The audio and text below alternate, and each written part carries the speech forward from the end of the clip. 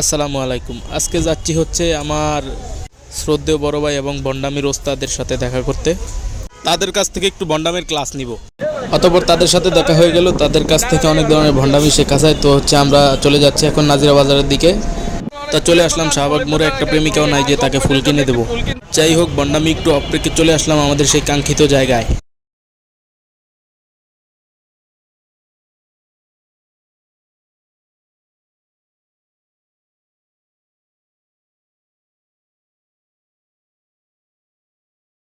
খাবার দাবার শেষ করে একটু ঘোরার জন্য হামাইলাম।